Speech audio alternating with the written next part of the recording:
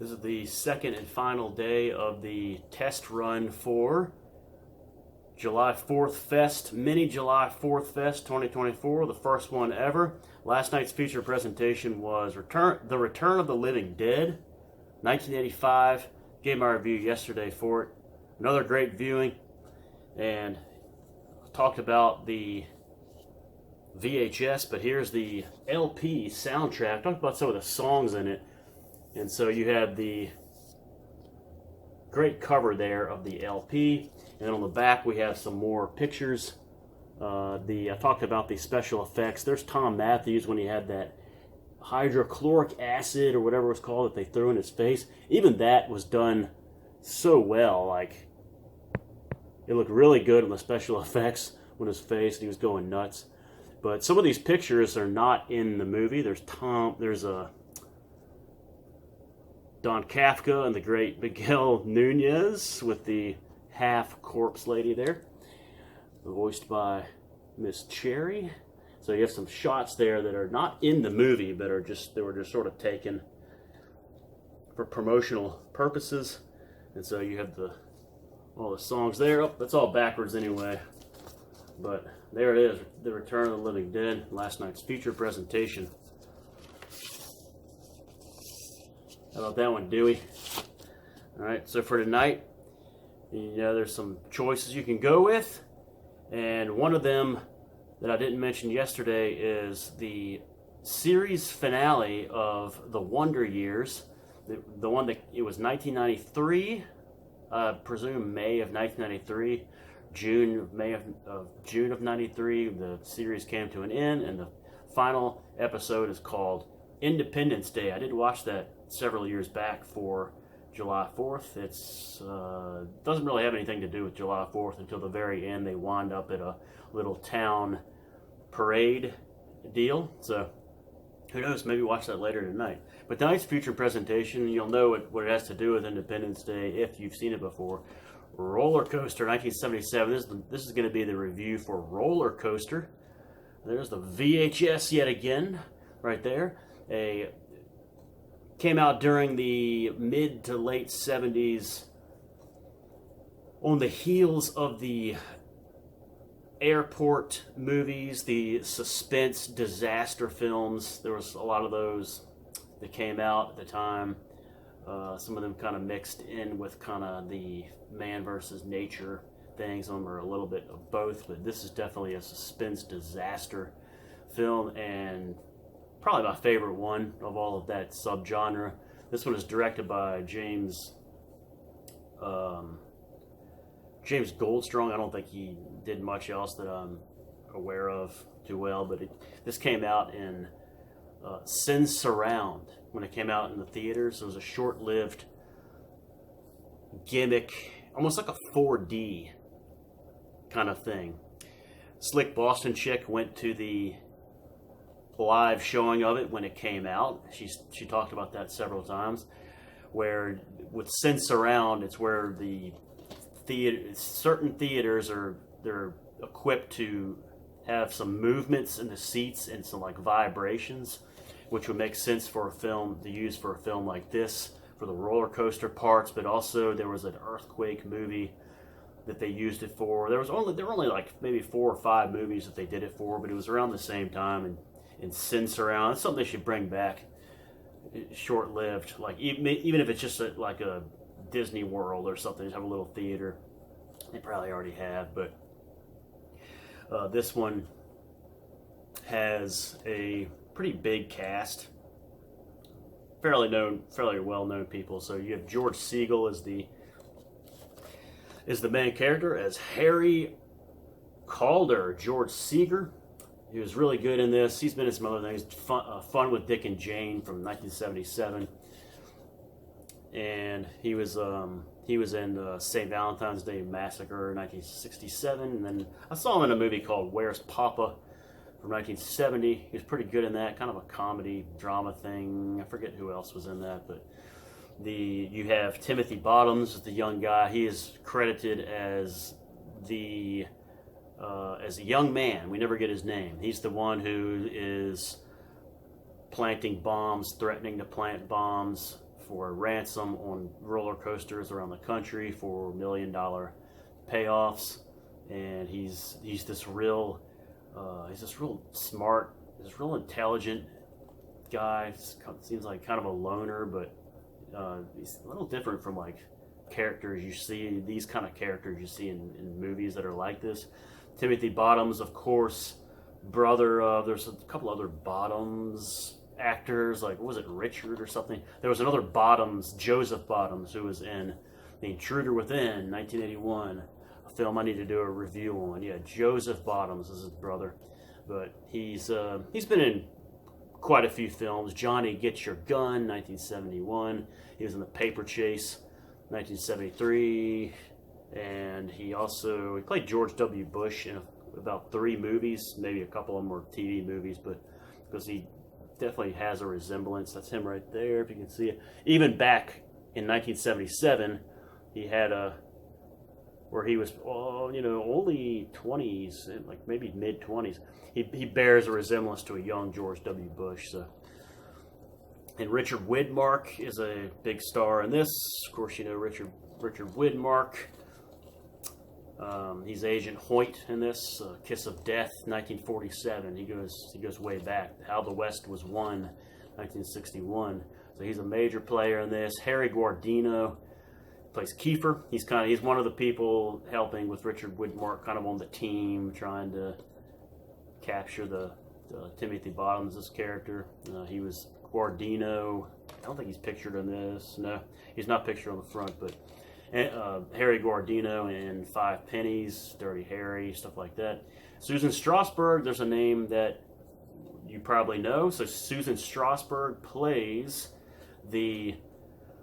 I guess kind of the girlfriend of George Siegel's character, Harry Calder, kind of the current girlfriend. He's divorced or separated or something, but she's Fran. So she's in this quite a bit, but not a whole lot. She was in Bloody Birthday, 1981. She was in Diary of Anne Frank, and she was in a 1983 slasher called Sweet 16 with Dana Kimmel, Friday the 13th, Part 3. So she was in that.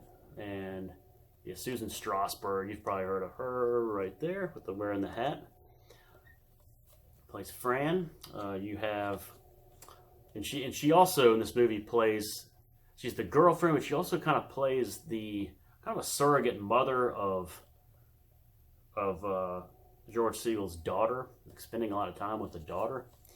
So you also have Henry Fonda in this movie, who plays forget, Simon is his name. He's kind of the boss of George Siegel, the security or whatever he goes around and makes sure that things are secure, like at Rollercoaster, at theme parks and stuff. But he's kind of Henry Fonda is like the boss in this. Of course, Henry Fonda his career covers 8 decades, going back to the 30s. Grapes of Wrath, 1940. Was great. My Darling Clementine, 1946. Just on and on and on. On Golden Pond, 1981. Rollercoaster, 1977. Henry Fonda, I mean, what can you say?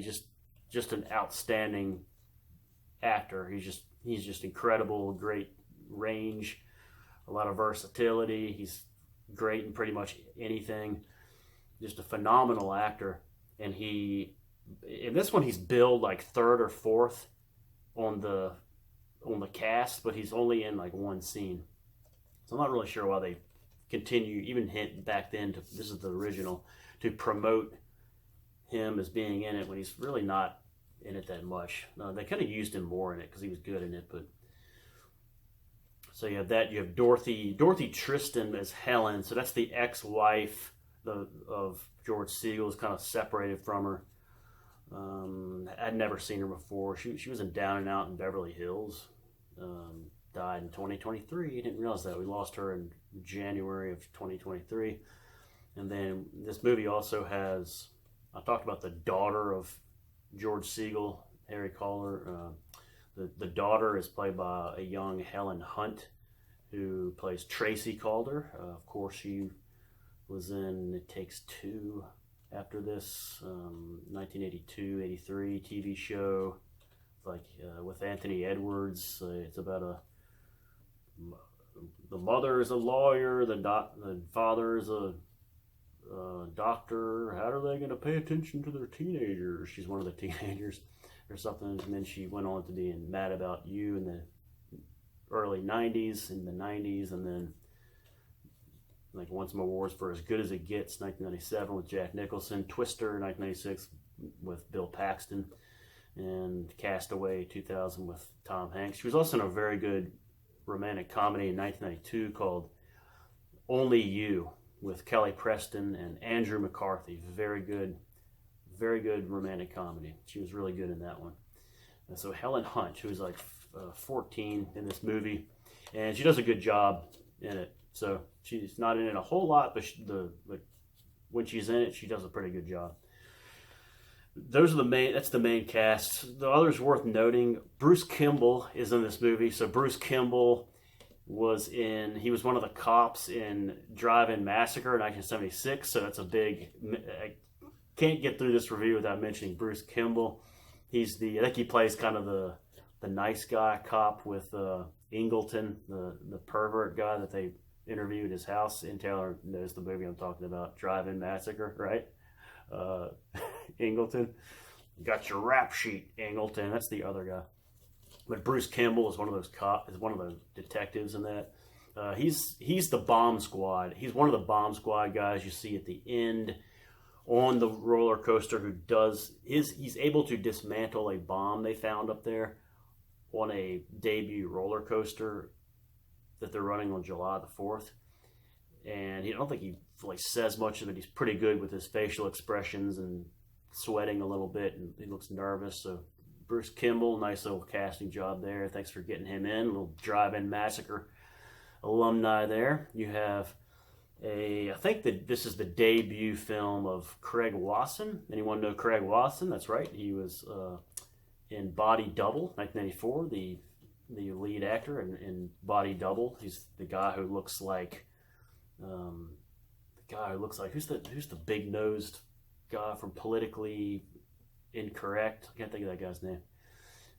You know what I'm talking about. He's still kind of out there. Craig Wasson plays hippie guy in this, very short role. David Byrd is kind of a notable face. You probably don't recognize the name, but he's the pet store owner when Helen Hunt's character goes to get like hamster food or something. He's the guy like running the pet store. He's just kind of a recognizable face. You've probably seen him in like Brady Bunch and some other films. So you got David Byrd in this.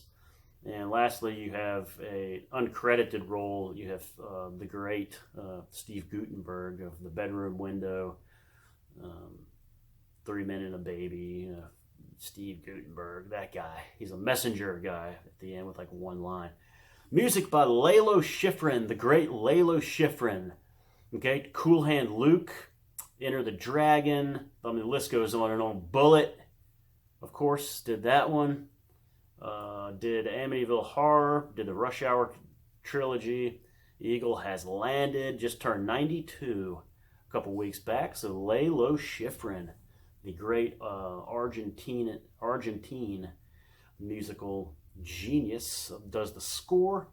And then speaking of music, we have the band Sparks, which was a pop rock. It's still around. They're still like performing and they're still together. They were a pop rock band, almost this like kind of early arena rock sound. If they play themselves in the film. They're at the theme park doing a concert.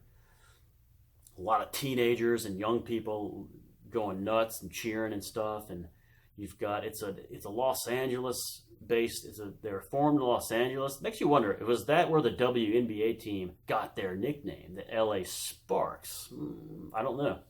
It's possible. It's very possible. So they are a brother. It's two brothers named Male, founded by the Male brothers. Like that's how it's. But they have this kind of contrasting style between the two brothers.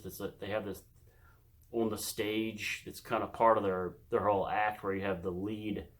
The front man is just like hyperactive, real animated guy, and then his brother does the keyboards, and he's got just this real deadpan like scowl the whole time. He almost had it in the film. It kind of reminded me of like Freddie Mercury, just with his looks, but he's just got this real scowl and just playing the keyboards. But as far as the music goes, they played 2 songs. One of them is called "Fill Her Up," which I think they kind of play the end of it, and then they play the song "Big Boy." None of these things were even good. It sounds very schlocky, not very. Just sounds like another kind of rock, just bad rock band. But they were actually pretty respected, like art rock kind of band, like with their performances and with the music itself. And then they kind of took a turn to more like synth new wave stuff when the 80s came, and they're actually fairly talented. This town's not big enough for both of us. I think it was a big UK hit. And there's another one that came out in like 1983 called "Angst in My Pants," which is a very good song. I listened to it and I was like, I can't believe this is Sparks, because it's really solid. It doesn't sound like either of the songs in this film that they play live, but it's a good song, and it's also makes you think. I heard it and I thought, I think U2 kind of ripped off the song a little bit with "Where the Streets Have No Name," but whatever. So yeah, so you got Sparks in this, and you have so that's kind of an interesting scene to have them in it. This movie has lasted about 2 hours. I think it's close. Yeah, 1 hour 59 minutes. So you have some good suspense in the film. Even the hotel scene where the young man poses as a busboy in the hotel and bugs the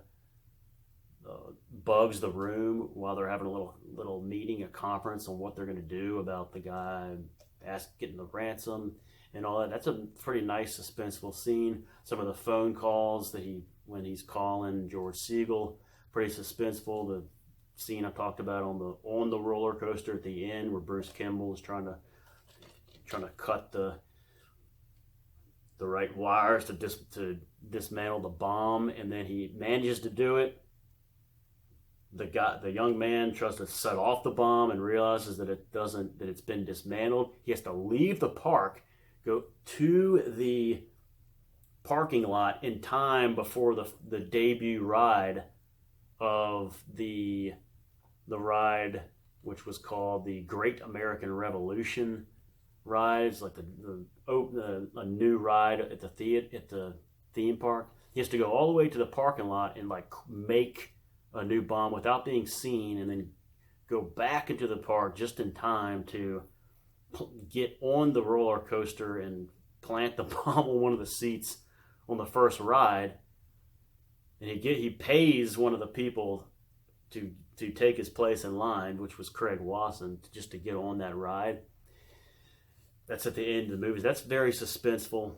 There's also some pretty cheap jump scares, which is kind of expected in these 70s films. There's one where they're on a roller coaster and it comes down, and then they make it look like it's flying off for some reason. They just show the thing and they're screaming, and then it goes back and they're just on the coaster. Very, very cheap, I thought. And then when the guy's trying to dismantle the bomb and he cuts a wire and you see an explosion, you think it explodes, but it's just the theatrics of the pyrotechnics on the stage where the band Sparks is playing. So that's really, really, cheap, spring-loaded cat type of jump scare kind of stuff. But even without having the synth surround with the shaking, if you're in the right mood, you're watching on a big television, you're settled back and you're watching some of the roller coaster scenes with a point of view, you can get kind of that the insides feeling in your gut. And I think it's really effective, especially the first time I saw this film. I kind of got that real sense of going down a big drop, or like coming to the stop of a when it drops and then doing the drop. So it has a really good effect like that in the film. But where this film works the best for me is the dialogue. And this is a credit to the writers Richard Nevison and William Link, who were kind of a team. They did some other movies together, but I'm talking about there's great chemistry first and foremost between, and it's all with really George Segal, so it's a credit to George Segal's acting as well. But there's this great chemistry with George Segal and Richard Widmark, who's working with them, but they disagree on a lot of things, and the way the banter back and forth throughout the movie is just awesome. It really keeps you engaged, and it has a little bit of humor to it, a little bit of dry wit to it. The chemistry that Segal has with Timothy Bottoms when they're talking to each other on the phone, there's kind of this he has this it's implied that he has this kind of admiration for the bomber guy, and he doesn't want to admit it, kind of thing, but that's really good, the way they talk to each other. There's with his ex-wife, even the short scene with George Segal's ex-wife, there's some really funny little interactions where they knew things didn't work out with them, but they're kind of crack a little joke about that at the end. So that's really good. And then the one scene he has with Henry Fonda, where he asked Henry Fonda to send him to a park or something, and then there's kind of this checkmate thing that George Segal has with him there with the dialogue, and then Henry Fonda knows that he's got him, and he's like, "When are you leaving?" It's just really good. There's a good little takes kind of a shot at him, at Henry Fonda, before he leaves. There's a lot of good worthy interactions in this movie. I'm trying to think of some other. There's a lot of other little minor characters, like the old guy who worked at the first theme park that they show, where the first bomb happened. The old guy who worked there, that guy was really good. I don't know his name. So there's him. There's like the new boyfriend of the ex-wife is this kind of slob guy wearing George Segal's robe the next morning in the kitchen, like eating some sugar cereal or something. He's just like this real like doofus guy, but that guy's pretty funny. The first theme park was Ocean View Park, and that's where it was a real old school looking park, which really helped at the beginning. That's where the old guy worked, and the bomb goes off, it screws up the track, and the thing flies off. People die. It's a pretty brutal scene. And it was called the Skyrocket in real life, but they just called it the Rocket in the movie. So that was in Norfolk, Virginia, Ocean View Park. And then the second park they used was in Ashland, Virginia. So Doswell, Virginia, up there, about 20 minutes I-95. I've been there before, to King's Dominion. Now there's an error in the film where they say he's going to Richmond, Virginia next. He's talking about King's Dominion, but it's actually not.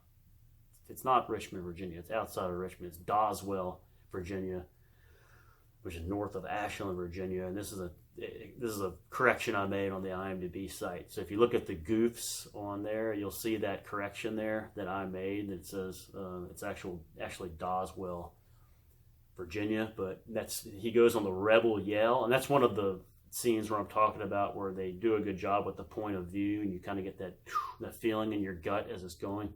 The Rebel Yell, I've been on that ride many times. I think it was the first roller coaster I ever went on. I was really scared, but it was like, after I did it, I was like, this is incredible. I was like 12 years old. The Rebel Yell, okay, like Billy Idol song. It's just an old school, kind of loud, cracked, rickety roller coaster, and it's got there's 2 lanes for it, so there's 2 trains, and in the movie, seagulls in the front of one of them, and there's these like two, adolescents, and the other one, "We'll race you, mister," which is like, that's true. That's what people usually do on the Rebel Yell. It's like, yeah, we're gonna win, And people always try to get on the back of the Rebel Yell because it's more of a, you get more of a, whatever, the physics of it. It's more fun. I don't know, but I used to chuck ketchup packets and pennies and stuff off it. So other rides, so little shenanigans, fun things to do with the Rebel Yell. So yeah, King's Dominion, and then the final one, which is on July 4th, they're putting the Independence Day bunting up on there. It's a real sunny day, but that one is called that was called Magic Mountain in Valencia, California. And today it's called Six Flags. So they used three parks. I think they had 20 parks in contention to be used. They whittled it down to those final three. So again, the dialogue is where it really holds this film together and keeps it interesting. I think if it had been weak, this film had the potential to drag a little bit and feel not very well paced. But because of the acting of George Segal and Richard Widmark to an extent, doing a good job with it, and Timothy Bottoms, they're the three stars of this film without question. Without that banter, interesting and kind of funny, it would not be. It might be a little bit of a drag to get through some of the scenes, but almost all the scenes are really good. There's some, there's subplots with his family a little bit. There's a subplot that's bookended with him. He's trying to quit cigarettes.